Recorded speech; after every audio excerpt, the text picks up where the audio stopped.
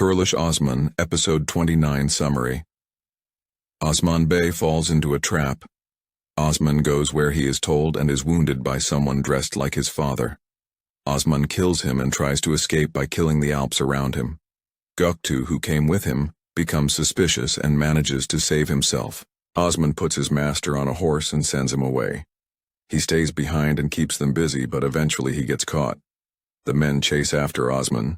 A dervish helps Osman, who is wounded and faints after getting off his horse. He takes him to his cave and cauterizes and treats his wound. Göktuğ is also saved from some enemies waiting for him, and follows Osman to help him. When Gündüz Bey learns that Osman has fallen into an ambush, he arrives there with his allies. They meet Göktuğ. When Osman recovers, he ambushes the pursuers with the help of the dervish and captures Kuzgun. His brother and the Alps also arrive. Osman has another plan. Unable to make Kuzgun talk, he lets him escape. The Alp, who is following the traitor, sees him going to a Mongol headquarters. In the camp, we see Yavlak Arslan and a Mongol commander cockfighting and getting along very well. Osman and Gündüz Bey go to the camp with the shepherds. However, someone has killed the guards before them. When Ertuğrul Bey arrives at the Obaya, he learns that Yavlak Arslan's man Kuzgun has set a trap for his son Osman. The first thing he does is to lock Hasan up in the tent.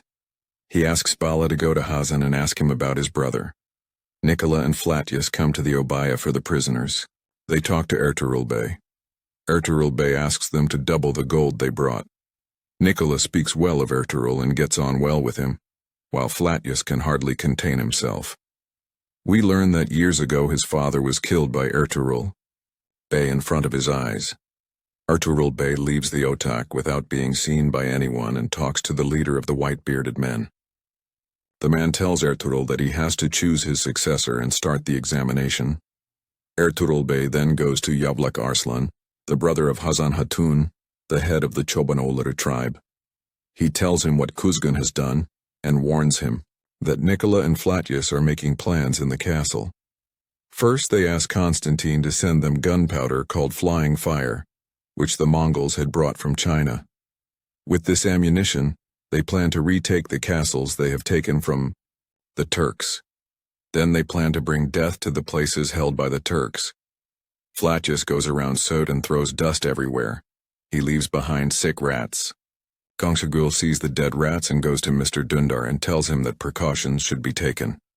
In fact, dead rats are followed by sick people all over Sode. Dündar calls for doctors from all over, but they do not come in this episode. Mr. Prosecutor and his wife Lena come to the Obaya. Bala receives news from the castle. Since the cook of the castle is deaf, Nikola does not mind talking to him at dinner, but he reads lips. Then his daughter hides letters in a barrel of olive oil and takes them to the dervishes, who bring them to Bala. They read the message that important ammunition is coming to the castle, and the prosecutor raids the carriage and captures the flying fire. Ertuğrul Bey returns to his homeland. He falls ill while praying. The people of the Oba take care of him.